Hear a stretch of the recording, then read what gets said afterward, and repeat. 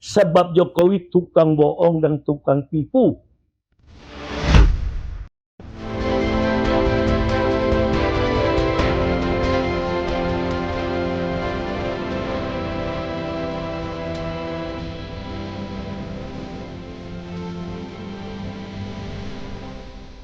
Racikan Berita. Assalamualaikum warahmatullahi wabarakatuh. Hai pemirsa Kawan TV One, Racikan Berita 1 dan Racikan Berita. Pemirsa yang budiman, sorry, ini saya agak sedikit batuk karena saya akan mewawancarai kakak saya lagi ya. Yang pernah saya sampaikan bahwa kakak saya ini pengalamannya saya banyak. Baik itu dari aktivis, politik, notaris, sarjana hukum, dan dia pernah mempelajari kriminolog. Sempat dia nanyakan saya, apa tuh Dul adigium kriminolog? Wah, dia paparin. Memang kakak saya cerdas. Dia sudah pernah keliling, baik itu dia tinggal di Belanda, dia pernah tinggal di Jerman, dia bolak-balik. Dan sejarah hidupnya ini akan ditulis, akan dibuat oleh dia dalam sebuah tayangan visual, ya. Itu nanti itu menjadi kortesi bagi dia. Dan kalau orang yang tahu sejarah Indonesia, baik buruknya Indonesia, baik buruknya pemimpin yang Indonesia, itu nanti ada di flash disk, dibikin biografinya kakak saya. Saya belum tahu itu pelaksananya. Nah, hari ini saya akan membahas ya tentang yang masih tren dalam minggu ini, yaitu Jokowi ngibu lagi. Nah, Jokowi ngibu lagi, lalu karena kibulan itu Jokowi juga melaporkan beberapa pejuang-pejuang kebenaran ke Polda Metro Jaya. Kemarin diundang oleh Polda Metro Jaya dalam rangka klarifikasi dari laporannya Jokowi. Nah, yang menarik lagi adalah di saat laporan ini berjalan, ya kan, Jokowi sempat mengunjungi konon ceritanya, dia mengunjungi dosen yang pernah menjadi dosen pembimbing dia untuk skripsi, namanya Kasmujo kalau nggak salah. Namanya Kasmujo. Dia datang, dia foto-foto, lalu dia menyatakan ini adalah dosen pembimbingnya dia. Dan yang mengejutkan, saya tanya dulu ke kakak saya.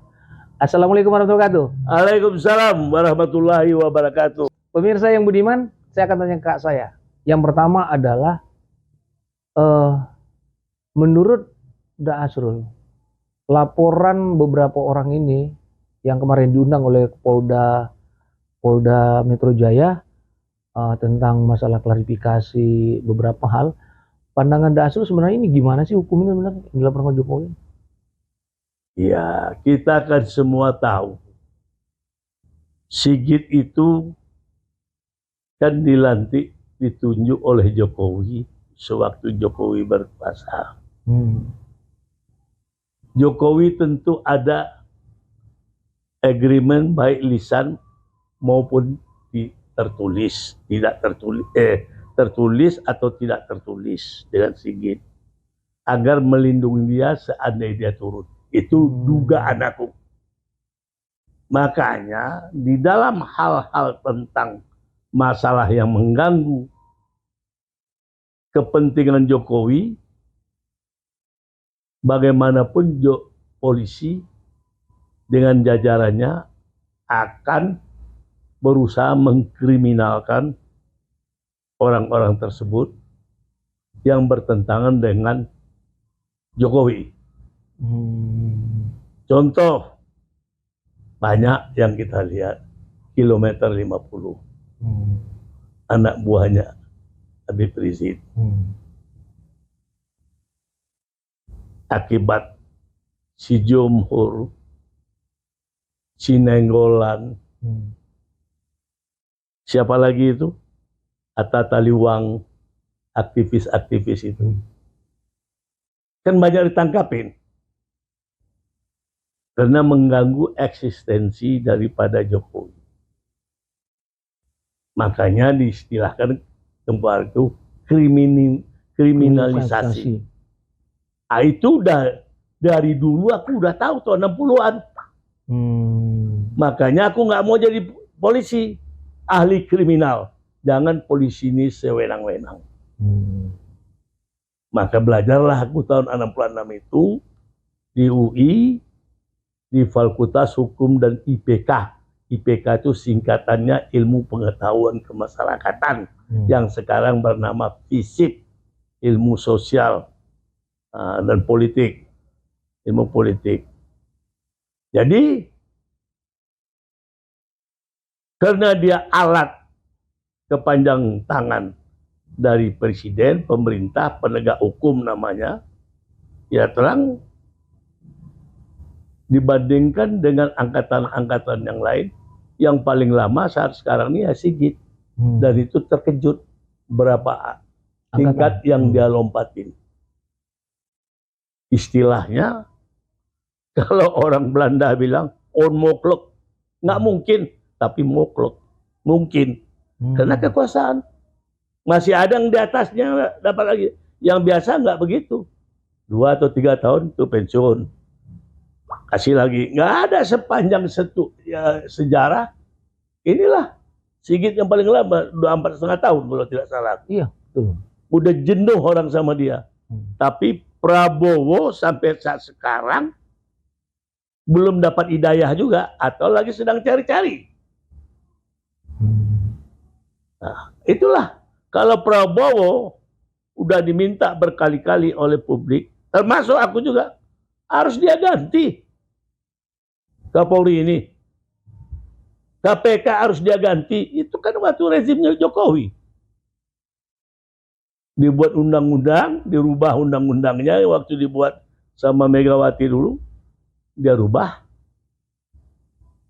Sehingga jadi eksekutif KPK. Jadi di bawah perintah presiden. Dia kan independen tuh KPK itu. Nah, sekarang apa? Berubah. Sadap tidak boleh. Nangkep nggak boleh. Nangkep direksi nggak boleh. Nggak boleh. Jadi apa gunanya itu? Ini yang kacau balau negara ini. Saya minta kepada lingkungan Prabowo dan Prabowo sendiri, ya sadarlah.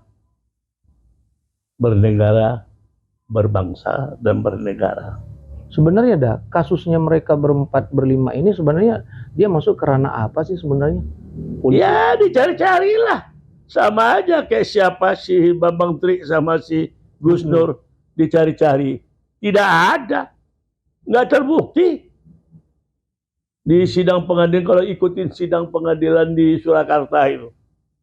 Yang dibela oleh si Egy Sujana dan kawan-kawannya. Nggak terbukti, dibilang aja kerusuhan. Apa yang ada rusuh? Ada nggak perang orang? Karenanya di si Gus Nur hanya disumpah melalui Al-Quran. Nah, di situ juga lah ulama. Gus Nur nggak mau, kalau ya tidak, sumpah kau dalam Al-Quran. Kata Gus, mau? Karena ingin tahunya.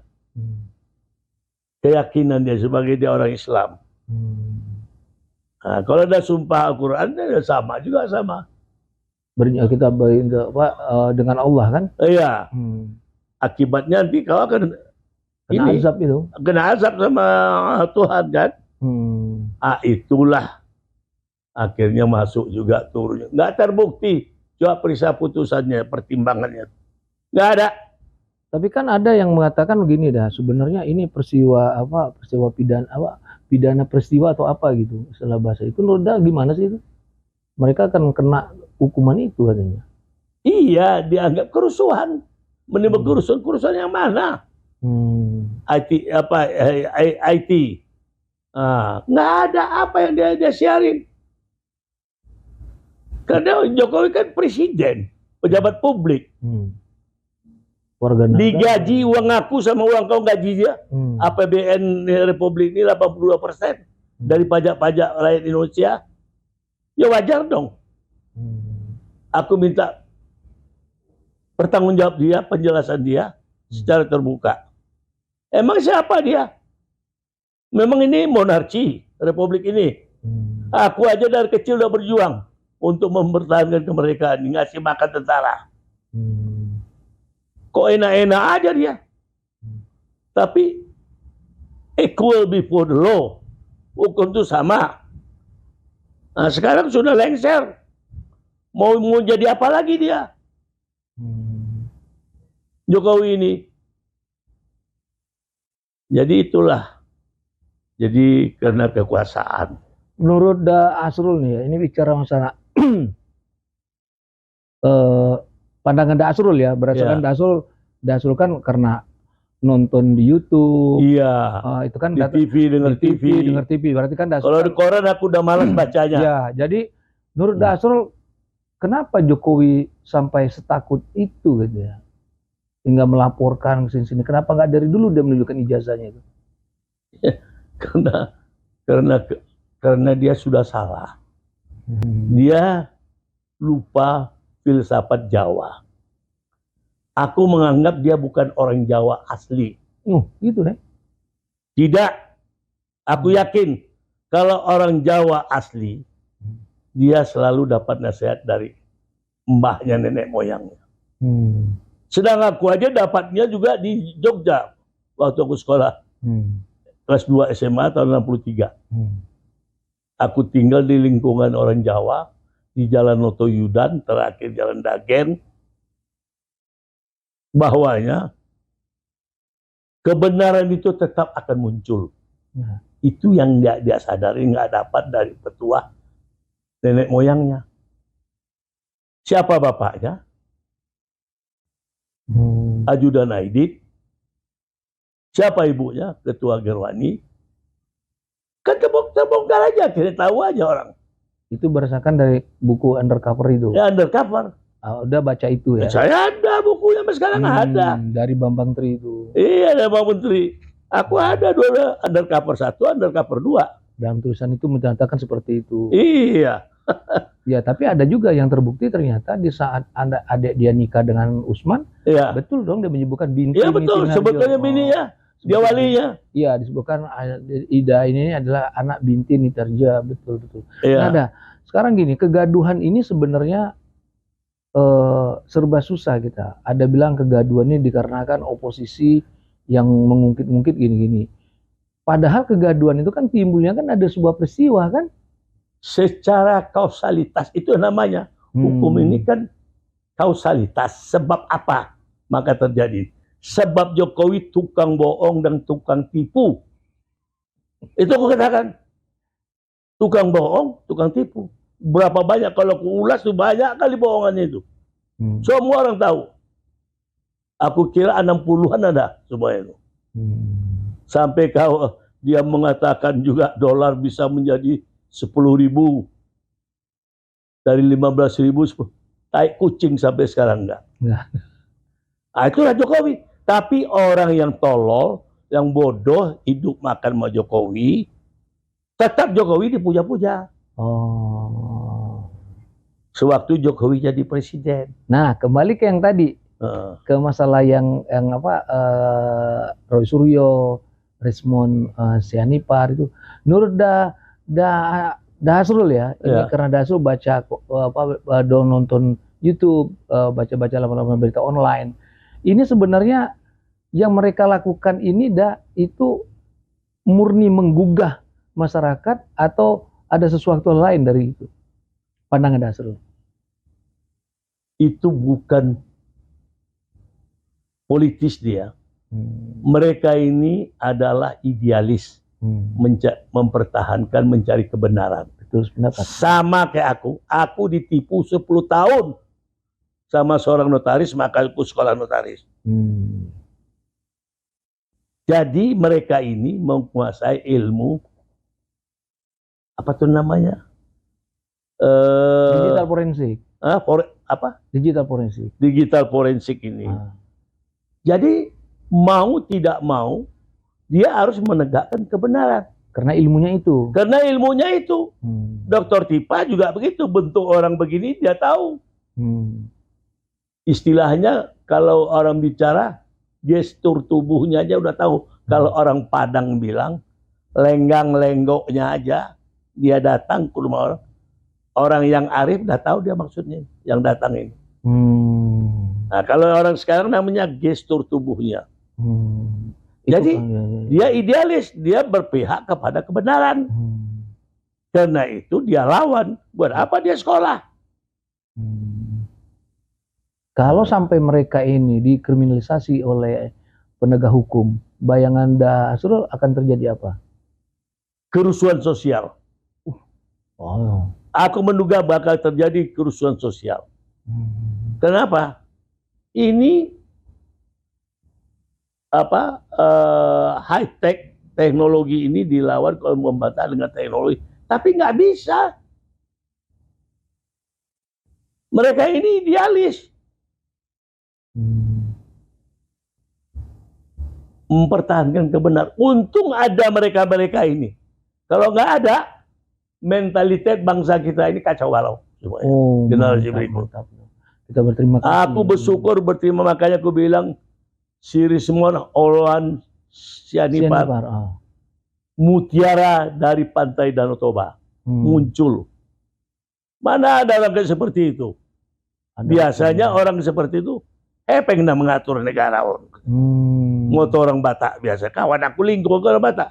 Ada hepeng mo? Nangadong. Nangadong hepeng. Ya semua riba kau gitu. Itu ingat kali yang aku bergaul di Siantar itu juga. Orang Batak-Batak itu. Untunglah si Rismon ini orang terdidik dan berpendidikan. Dan tergerak moralnya. Tergerak moralnya. Nggak bisa dilawan. Itu nggak bisa dilawan. Kalau orang pencinta kebenaran, dia akan dukung mereka-mereka ini mutiara pejuang kebenaran. Kalau terjadi kerusuhan sosial, apa yang harus dilakukan Prabowo dalam pandangan Anda? Prabowo harus amankan. Tangkap Jokowi, enggak juga. Prabowo pun dijatuhin orang. Mau apa lagi? Prabowo pun dijatuhin orang, digulingkan orang. Yang paling hebat Soeharto lah.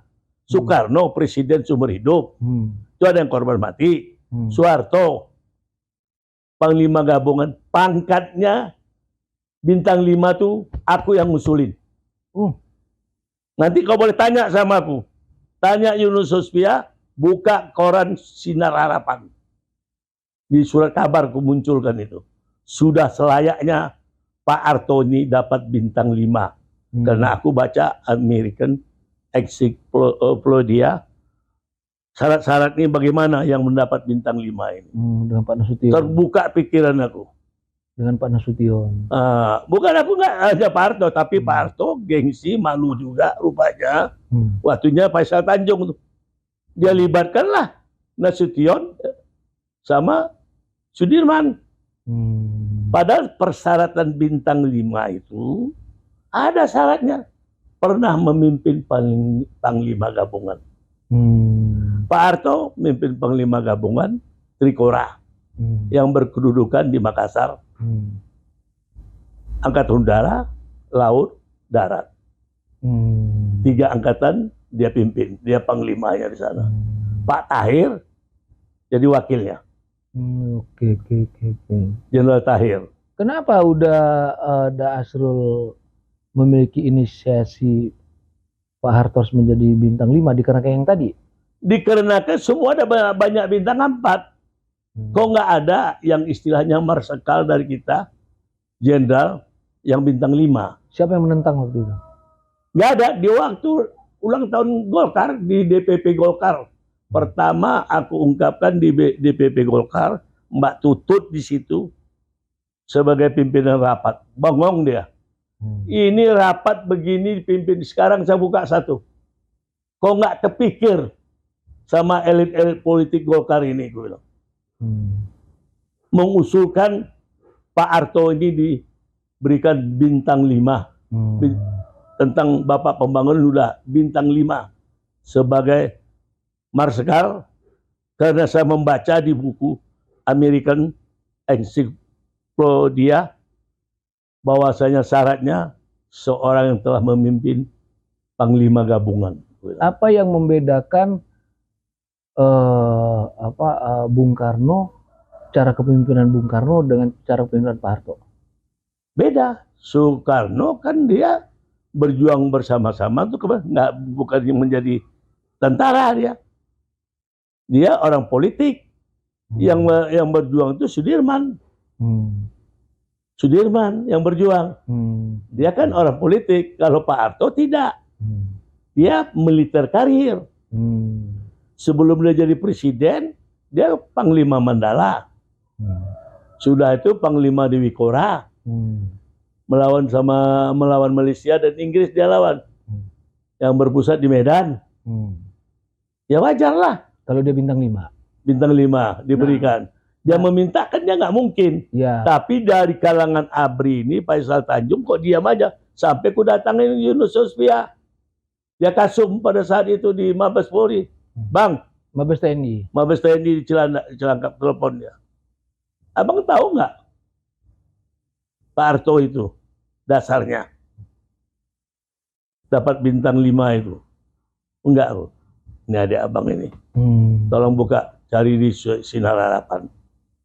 Tanggal 23 Oktober pas hari lahir aku. Karena Samuel Pardede itu kawan aku. Tanggal 21 Mas, Sinar Harapan, Pak. Kawan aku. Dia RT aku. Tiga kawan aku. Bang Samuel muat pas hari ulang tahun aku. Tanggal 23 Oktober korannya, ini tulisan aku. Bang muat ini. Kontak pembaca, aku bilang. Ya dah, sekarang gini. Kembali ke masalah Jokowi. Yang istilah Jokowi itu sudah tukang kibul.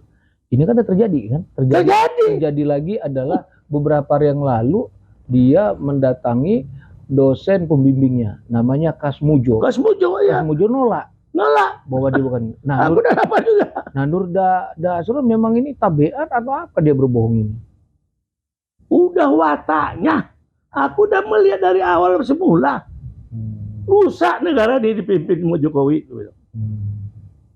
Rusak. Makanya aku nggak pernah dukung dia. Orang yang mendukung dia itu karena dapat uangnya dari mana? Dari oligarki. Sedang untuk gubernurnya dari si Hasim dapat duit dia. Untuk memaju aja dari si Hasim. Tapi dihianatin. Ya, memang kalau orang mentalitas PKI komunis itu nggak bisa dipercaya. Pengkhianat. Tahu nggak 3 kali Republik ini dikhianatin? Waktu zaman Belanda, tahun 1926. Ya, 1948. Ya, sampai si orang Padang satu lagi lari ke Amerika, ke Rusia dan ke ini, pulang lagi Tan Malaka. Kan dulu komunis dia itu, Tan Malaka ini. Nah, terus 48, 65, 3 kali deh. 3 kali. Masa percaya sama orang yang bermental komunis? Aku yang ateis aja aku nggak mau dekat sama mereka. Apalagi yang berjiwa komunis. Ateis saja dia. Apa yang mau ku pegang? Ku percayain. Apa kata kakekku? Datuk dari datuk aku semua itu. Kepala suku. Sekumbang itu. Tahun 72, 53 tahun yang lalu. Ungku. Kalau orang Padang ungku. Kalau si bahasa Jawa kakek. Kalau bahasa Bataknya opung. Ungku ini di zaman Belanda nih terkenal tangan Beraja Musti. Nggak tahu dia. Apa itu Beraja Musti? Kalau di Jawa ini tangan Gatot Kaca. Aku bilang. Gampar orang bisa mati. Bisa pingsan. Bisa sakit. Bisa lumpuh. Sampai dikenal di Pariaman itu. Aku bilang. Semua turunan ini ungku semua disegan, ditakutin orang, dihormatin orang lah. Dia kepala negeri pula, diangkat oleh Belanda. Terus, tolonglah kasih ilmu itu sama aku. Aku baru berapa negara di Eropa jalan. Aku mau keliling dunia, mau kulacak nih Eropa ini tuh. Sampai ke Amerika, sampai ke Jepang, ke Cina. Aku mau tahu. Oh, kau belikan aku baju, kau kasih duit kemarin ya. Itu yang kau minta pada aku ya. Nggak ada ilmu itu sama aku. Berarti ungku tidak sayang sama aku. Untuk melindungi diriku. Kalau ilmu itu tidak akan ada aku kasihkan sama kau. Walaupun ada sama aku. Cepat aku sadar. Aku orang temperamen tinggi. suka berkelahi. Untung aku baca buku Koping Ho. Kopi buku silat Koping Ho dulu. Iya, karangan siapa itu? Ya, di atas langit ada langit. Iya, iya, iya. Nah, nggak ada yang pintar, nggak ada yang kaya di dunia ini. Koping Ho itu orang Padang yang ngarang. Nah, itulah. Jadi aku baca. Jadi jangan merasa kau diri kau kaya, ada di atas kau kaya. Oh, kau miskin, ada lagi di bawah kau miskin. Nah, itulah artinya filosofinya tuh. Jadi karena aku tukang berkelahi, dia tahu, dia baca aku temperamen. Nggak ada ilmu itu sama aku. Jadi ilmu apa yang mau umpu kasih sama aku? Duduk Bang, duduk aku tempat tidur nih. Dia berdiri. Pegang, dengar. Berkata benar, berjalan lurus. Tahan. Pemirsa yang budiman, ini kalimat terakhir dari kakeknya Bang Asrul. Jadi dalam satu pembahasan dalam wawancara itu, narasumber itu didengari kalimat apa yang disampaikan oleh dia. Walaupun mungkin ada suatu kurang puasa yang disampaikan dia, tetapi makna dari sebuah penyampaian pesan itu enggak segitu. Seperti yang dibilang terakhir apa dah? Berkata benar, berjalan lurus. Gigilah kau kemana-mana, insya Allah kau selamat. Jadi 53 tahun sampai sekarang aku selamat. Baik, pemirsa yang budiman, kami telah membahas 2 topik dan itu sangat menarik sekali. Saya terima kasih waktunya, Bang, udah bersama kami. Ya kan, Abang banyak sekali falsafah yang diberikan ke kami, menyampaikan suatu pesan. Setiap saya lihat bait-bait Abang tuh ngomong, itu pasti ada makna yang mengikat. Yang terakhir tuh menarik, Bang. Makanya falsafah hidup kayaknya sama kakak saya aja deh. Semoga cepet dia bikin biografi biar kita dengar semua. Sedikit lagi apa yang udah sampein 1 menit. Ya, itu tadi ya berkata benar, berjalan lurus. Ada lagi. Kau kalau jadi orang bisnismen, kau orang pedagang, nanti katanya kau mendapat orang nggak kehilangan. Kau berlaba orang beruntung. Jangan kau berlaba orang terpekik, disumpahin orang kau. Masya Allah. Itulah, jangan kau lakukan itu. Celaka kau. Jadi yang meminta itu adalah kejujuran. Jokowi? Jokowi nggak jujur. Makanya. Pemirsa yang budiman, terima kasih telah menyaksikan acara kami. Singkat, padat, berisi, dan maknanya sangat kuat.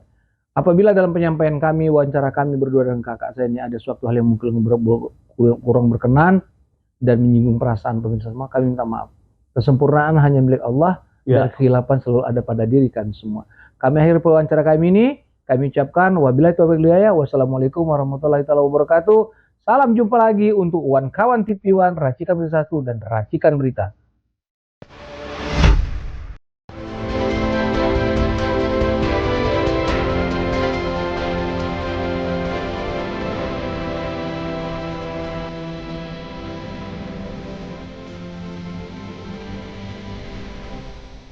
Racikan berita.